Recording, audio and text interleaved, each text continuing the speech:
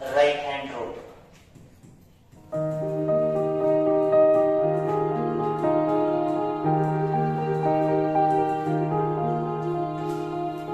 So मित्रांनो, आपण Faraday's law of induction पाहिलेला आहे, ज्यामध्ये सोलेनॉइड कॉइल मध्ये तयार होणारी मॅग्नेटिक फील्ड जी आहे ती शेजारी असणाऱ्या कॉपर कॉइल मध्ये, जे रेक्टँग्युलर कॉइल होती त्याच्यामध्ये ज्यावेळी एंटर करते तर त्या मॅग्नेटिक लाईन्स ऑफ फोर्सचं कन्व्हर्जन, ट्रान्सफॉर्मेशन हे इलेक्ट्रिक करंट मध्ये होतं.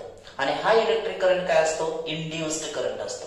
कारण जसं आपण कॉइलला डिस्प्लेस करू तसं गॅल्व्हॅनोमीटरचं डिफ्लेक्शन दिसत होतं. आणि ज्यावेळी आपण इकडे बटन बंद करू तर सोलेनॉइड कॉइलचा करंट सप्लाय बंद झाला की इंड्युस्ड करंट सुद्धा 0 होत होता. हे गॅल्व्हॅनोमीटरच्या आपण त्या एक्सपेरिमेंट मध्ये पाहिलेलं आहे.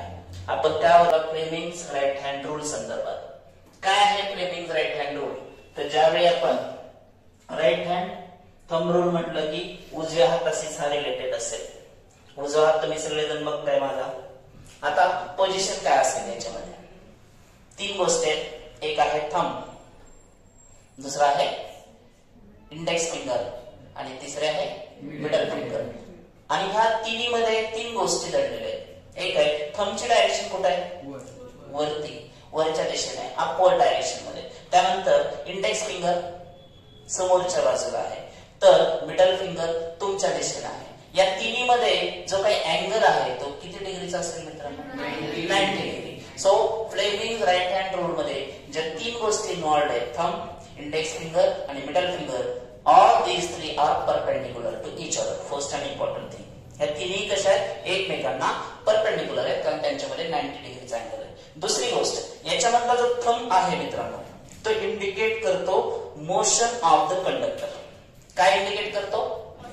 Motion of the conductor. त्यानंतर जे इंडेक्स फिंगर आहे ती काय इंडिकेट करते? तर direction of magnetic field indicate करते. काय इंडिकेट करते? Direction of magnetic field. आणि तिसरी जी फिंगर आहे मिडल फिंगर, जी या दोघांना परत परपेंडिक्युलर आहे, ती काय इंडिकेट करते? Direction of induced current. So हा खूप साधा सोपा सरळ फ्लेमिंग राईट हँड रूल आहे. तेच एक्सप्रेशन मी इथं बोर्डवरती दाखवतो तुम्हाला की 3 गोष्टी याच्यामध्ये इन्व्हॉल्व्ड आहेत. ही झाली पहिली डायरेक्शन.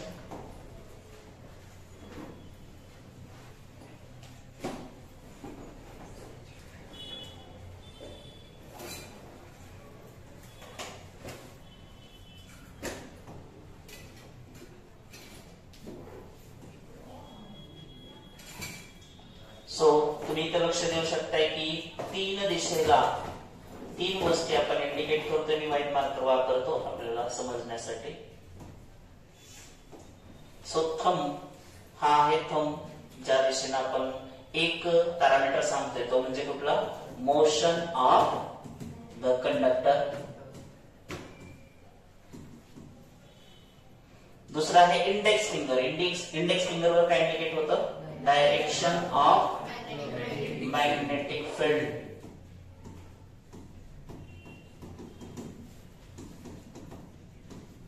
आणि तिसऱ्या बाजूला जर आपण मिडल फिंगरने दाखवलं होतं ते आहे direction of induced current. Direction of induced current. So आपण आपल्या टेक्स्ट बुक मध्ये सुद्धा पाहू शकतो की ह्या 3 गोष्टी एकमेकांना परपेंडिक्युलरच आहेत. Everywhere there is right angle condition is observe. तुम्ही बघू शकता इथं की फ्लेमिंग राईट हँड रूल मध्ये मी जे आता दाखवलं तुम्हाला की थंब, इंडेक्स फिंगर आणि middle finger. Thumb indicates what? Motion of the conductor. Index finger indicates what? Direction of magnetic field. Third and last parameter is middle finger blue line indicates the direction of induced current. खूप सोपं